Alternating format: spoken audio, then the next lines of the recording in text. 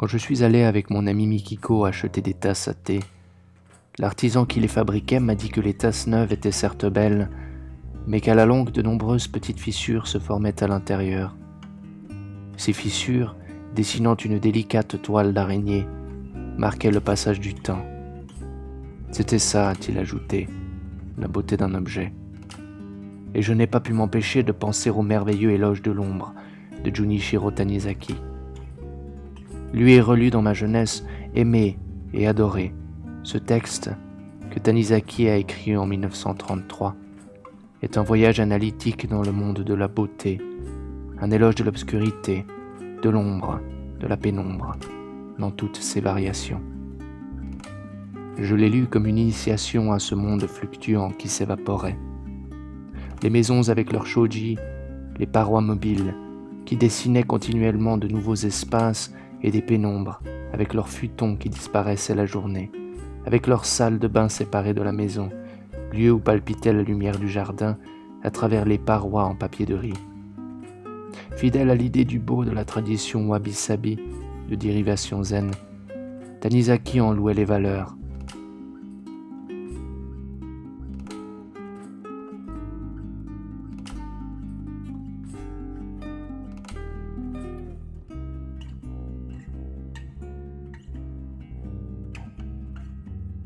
Tanizaki l'ironique laisse être raffiné et savant qui, à l'automne de sa vie, a exprimé le désir fou d'avoir les empreintes des pieds de sa belle-fille sur sa tombe, afin qu'elle puisse entendre ses os craquer et même l'écouter rire. Volupté et vénération fétichiste pour satisfaire au charme cruel de l'assujettissement au vouloir de la bien-aimée et finir par devenir son esclave.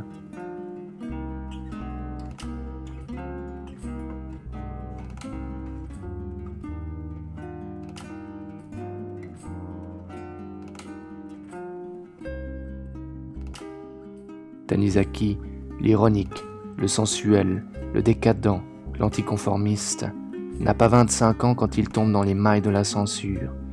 Himitsu, le secret, ou encore, l'année d'avant, 1910, Shisei, le tatouage, qui raconte la passion bouleversante pour la candeur des pieds et du dos de sa bien-aimée.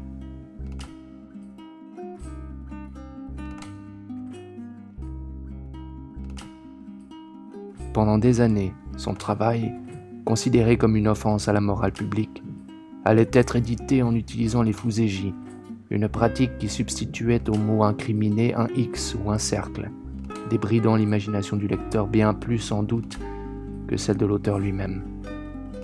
Dans les années 50, les coutumes ayant changé, on a demandé à Tanizaki de remplacer les fuseji par les mots originaux, proposition à laquelle il a répondu avec ironie.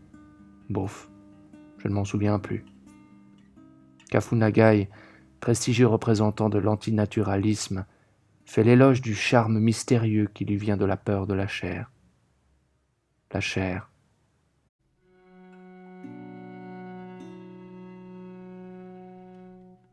En 1923, à la suite du terrible tremblement de terre de Kanto qui provoque d'énormes incendies et dévaste Tokyo et d'autres préfectures, il s'installe à Osaka.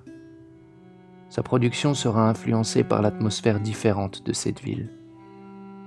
De nouvelles œuvres mémorables, à nouveau la censure. Une carrière de plus de 50 ans. Ce sont désormais les derniers feux scandaleux, ceux des années 60.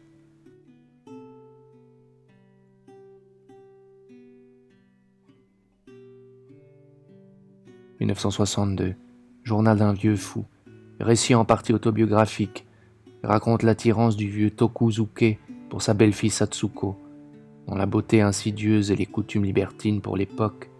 Elle a un amant, assiste à des combats de boxe, s'habille à l'occidental, conduit une voiture, l'aide à affronter la peur de la mort.